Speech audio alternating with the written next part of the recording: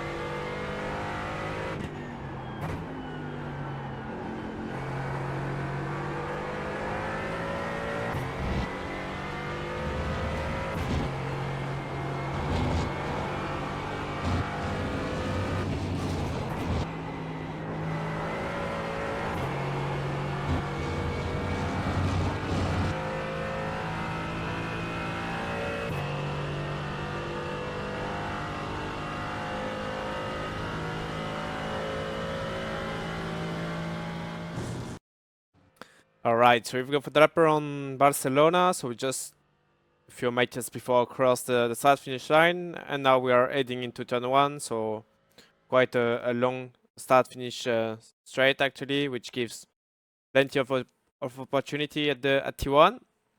So T1 pretty simple, as you can see. I just moved to the left, trying to make sure I could use as much track as I could. Of course, the main target is not to put like the world car on the green or blue, but on the left side of the curb. So basically, just put I would say the curb in the middle of the car, and just make sure that you are not running the curb with the right wheels. That should be enough to stay away from any penalty, I would say, with the track limits. And then as a braking reference, just using this light post, and then you have the two orange lights on the left just before the 100 board. So just using this as a reference. So as you can see, getting past those two reference, going under brake around 85% braking, so it's quite an heavy braking zone. But then once you are heading into the corner, just try to just release the brake to find the rotation. And at the same time, as you can see, I'm just trying to turn not too early because I want to make sure I can use the fact that it goes downhill.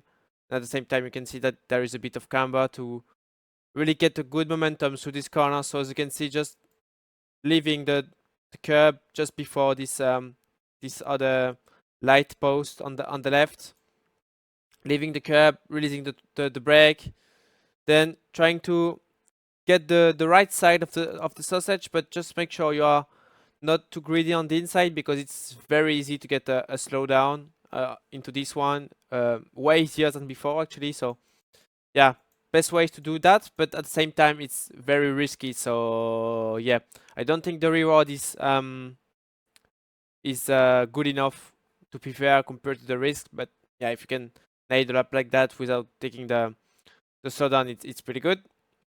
Then as you can see, early on power when I'm on the curb, pretty early on third, as you could see, like I'm still on the curb putting third, so I'm not really waiting that much.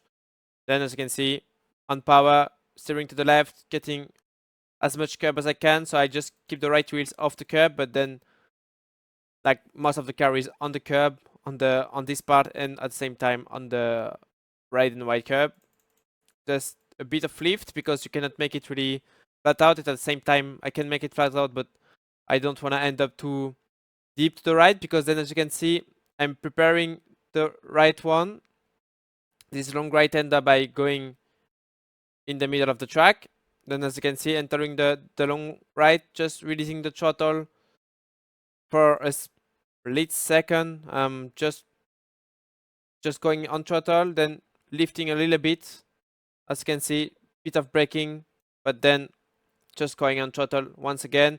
I just basically release the throttle to bring the nose back, but then once I found the grip on the front train, then I can just use the throttle to find the rotation, get the momentum. It goes uphill at the same time, so you really need to get the momentum out of this corner. Just licking the curb on the inside, and then, as you can see, just trying to be smooth on the throttle, not trying to go too early on throttle, with the risk of getting some oversteer and then just losing quite a lot of time. Just trying to open the steering, as you can see, just trying to, not really trying to go that wide, but just trying to make sure I can stay a little bit tighter, but at the same time, just trying to make sure I'm not taking too much risk by having an oversteer moment, because then I can lose quite a lot of time. But at the same time, going a bit tighter means you can run a bit less distance, so then it means you can gain a bit of time. Then moving to the left, pretty much the same amount of track I'm using at T1. Maybe this time you can put a bit your right wheels on the curb, but yeah, once again, it's a bit of risk. So yeah, you can do it, but yeah, during the race it doesn't really matter. But if you do that during the quali, it can be a bit risky, of course. Then, as you can see, just running to the left, trying to use as much track as I can. But then once I'm getting close of this this line, actually, this one, I will just jump on the brake. As you can see, braking quite a lot at the beginning, but then I quickly release the brake. So once again, braking around 70 or something percent. Then I will jump 2 seconds. So as you can see, not really trying to go for the apex straight away. I'm just trying to make sure I can carry quite a lot of speed through this corner, because then if I get the apex straight away, I will end up going a bit too wide there, in my opinion. So I almost prefer to avoid the apex for this one, but then I can really go early on power, then try to almost get a very late apex right there. And then, as you can see, just going through the gears flat out. Very important to open the steering early out of this corner, so then you can really get the best traction. Then, as you can see, moving to the right on top of the crest, just releasing the throttle, going on the brake, trying to use the curb on the right side, and then I will just start to turn to the left to get into the corners, into this hairpin. Very complicated hairpin, because as you can see, it goes downhill, so it's really easy to overshoot the corner by arriving with too much speed. On the brake, getting into the corner, raising the brake, just dropping to second, getting my apex, getting a bit of curb on the inside, and then, as you can see, early on power, even before I'm in the middle of the corner, already going on power to find the rotation, trying to quickly open the steering on the exit, manage to make it early on power, early at full power, and then, as you can see, on the exit, just trying to keep the left wheels on the red and white curb.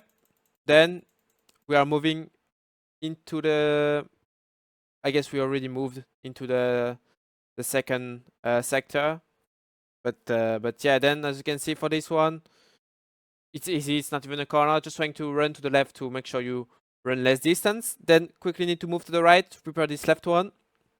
So basically crossing the track, and then just a few meters before I'm getting into the onto this curb, just going on the brake, we'll drop to third. We'll keep third for this one. On the brake, then once I'm just getting close to get on the curb, just going on power to find the rotation. It's very important for this one to arrive with a decent amount of speed, but at the same time not going too fast, because it's really easy to get some understeer on the exit, and it's really easy to get the off track on the exit if you are going too wide. So yeah, this one is really difficult because you want to get a lot of speed, because at the same time it goes uphill, but in the other end you don't want to arrive too fast, because then if you compromise this left one, you will compromise all this uphill sector, which then leads to the back straight, and you can still lose a decent amount of time. So yeah, this one is actually really complicated. So with third gear, just releasing the brake when I'm getting off the curb, on power before going on this curb, using the curb on the left, and then as you can see, just trying to play with the steering, just trying to make sure I can carry a lot of momentum without losing the balance of the car. Then main target is to make sure you're not running too deep out of the track on the right side. So like that, it's fine, but yeah, just make sure you're not really putting the wheels into the gravel trap. Otherwise, you will get the lifetime deleted for the quali and get enough track during the race. Then for this curbing, just make sure you're not getting out of the curb too early, because the later you will get out of this sausage, the smoother it's gonna be. For example, if you get out of the curb and you're crossing this part of the curb right now, with the right wheels, the car will bounce quite a lot, especially with the Porsche. With the AMG, I think it's fine, but with the Porsche, which is really sensitive to all the big curbs, like all the sausage curbs and stuff, you can lose quite a lot of time. You can almost lose alpha tens. But anyway, no matter which car you're using, the best way is to, as you can see, just using all of the sausage, or at least keep the sausage in the middle of the car for as long as you can. But then just try to make sure you are leaving at least until make sure you are leaving this sausage when you are reaching the second half of this sausage curb. So then moving to the left, preparing this right-hander, which is really quick, which is flat out actually with the F1 cars, I believe. Then leaving this curb, going a bit on the brake on the entry, leaving third gear, and then early on power, even before I reach the curb, reach the apex. I just need to basically on the entry find the rotation with the car, so with the brakes, so that's why I'm not braking that much. But then when you're into the corner, really need to be aggressive on power, goes uphill, so you will without even braking on the entry, you are going to lose some speed anyway. Without braking that much, you will lose time because it goes uphill, so you don't need to brake that much. Early on power, need to make sure you can keep the input smooth. So as you can see, I'm not really being aggressive with the throttle. It's very important to keep the balance into this corner, so then the car doesn't have any weird movements or isn't getting understeer and then oversteer. It's very important to be really smooth on the way you apply the throttle. I'm not saying you have to stay with the same amount of throttle from that point to the time you are leaving, but yeah, just make sure you are being really progressive into the way you are going on throttle. Then on the exit, pretty simple, just open the steering as quickly as you can. Just make sure you're not getting the curb on the outside too early, because then if you get on the curb right there, you will get the off track. So just make sure you are waiting until you are reaching the green, blue, and white, green, blue, and white extra curb, I would call them like that, on the next to the red and white curb. And then once you have done that, you are on the back straight, not far away from the end of the lap, but still have quite a few corners. Then you move to the right. You are just looking at this slide board, so pretty much the same as T1. It's the same reference actually, just the other side, so on the right side. Then getting close, getting next to this post, jumping on the brake, EV braking zone, just braking quite a lot at the beginning. Then when I'm getting close of the end of this curbing, we'll just steer to the left, chopping to second, holding the brake until I'm reaching the apex, and then going early on power. As you can see, quite aggressive because I really want to get the rotation early on, and because I have the grip to be aggressive like that. But then the idea is to really make sure you can quickly open the steering on the exit. It's very important because then if you end up keeping the same amount of steering angle all the way, you will just especially on the very early stage of the exit, you will just get oversteer. So it's very important to really be quick on the way you open the steering on the exit, otherwise you will lose the traction. And it's the same, I'm being aggressive at the beginning, but once I'm on throttle, then as you can see, I still keep that kind of progressivity. I don't know if you say it like that, but I guess you understand what I mean. Because then you will get as well some sort of oversteer. So then once you're on the exit, open the steering on throttle, and then you just try to make sure you can get back on the curb because you want to prepare this right one. Just make sure you are not arriving with the car straight on the cones, otherwise you can get a really bad surprise if you end up having a cone stuck under the car and lose a lot of time. So just make sure you can stay away just by being careful. Just make sure you can avoid the cone, and then once I'm getting past this curbing, which basically rejoins the track. I guess this is the old layout now, but yeah, when the curb gets back on the track, then when you get past this thing, just go on the brake. We'll drop to second for this one, get a sort of first apex, but I mean it doesn't feel like I'm really leaving the inside of this corner, but yeah, I still get a kind of first apex, then I get sort of second apex, but yeah, I think I just stay all the way on the inside. To be fair, maybe if I'm looking at the another camera, but yeah, I get the first apex there, getting a bit wide, then getting the second apex. Maybe it's a bit better now with the chase cam, but yeah, from the cockpit it doesn't look like I'm really going far away from the curb on the inside. So then dropping to second on the brake, just trying to slow down the car as much as I can. And then as you can see, early on power, I'm still in the first half of the corner, but already on power. Just need to find that momentum, because as you can see, it's still going uphill before you are reaching the top of the crest on the exit, and then you start the steep descent until you are reaching basically the finish line.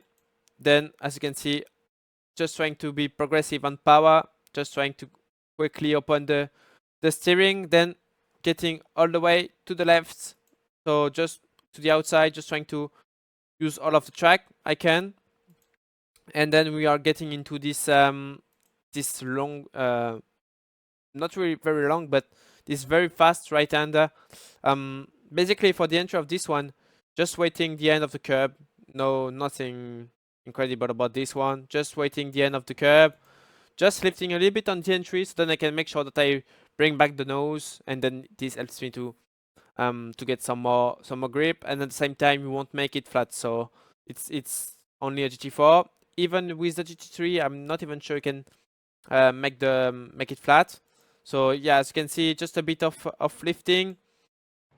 But then when I'm getting it's not really a bit of lifting, because actually I'm lifting all the way, but I'm not lifting to 10% or 20%. I'm still keeping a decent amount of throttle. Then as you can see, when I'm just basically leaving this this curb on the inside, then just going back fully on power. As you can see, need to be very cautious on the track limit for this one. Just make sure you can keep the left wheels with a bit of a margin from the very edge of this curb, because then you can get a slowdown. And I'm not gonna lie, the slowdowns around that track are really painful. Then once you've done this one, just make sure you're not going too wide on the exit. So basically just make sure you're not kissing the gravel trap on the left. And then somehow in the past, during the different race I've made, this sausage made life difficult sometimes for different cars, because sometimes it just made the car launch, because I guess the floor makes sort of contact with the with the sausage.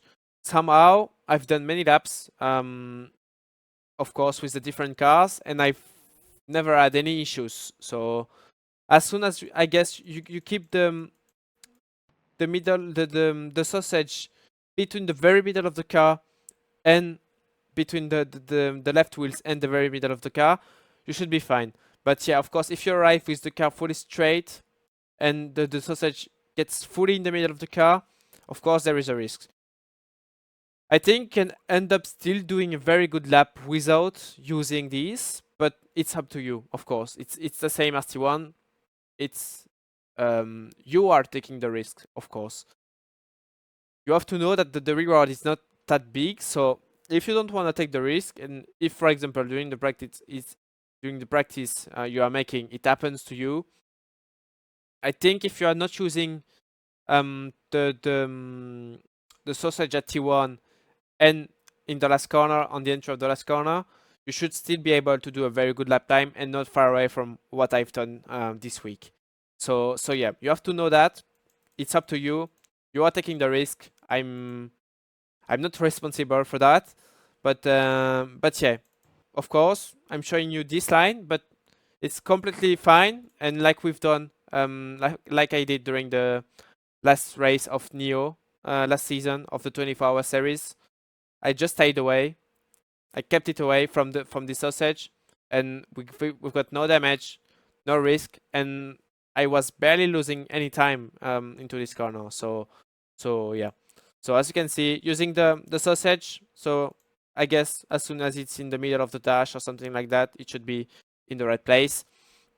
Just braking when I'm getting on it. So once I'm riding the sausage, just going on the brake, and then once I'm leaving the sausage, I'm just going away from the brake, and as you can see, just trying to make sure I can run a lot of speed through this one. As you can see, just going on throttle just before getting on the curb, just trying to make sure I can maximize the speed, just trying to make sure I can keep the balance, and then on the exit, just trying to make sure you are not kissing the gravel trap once again, and yeah, then you end up on the start finish line, and we are done for the lap.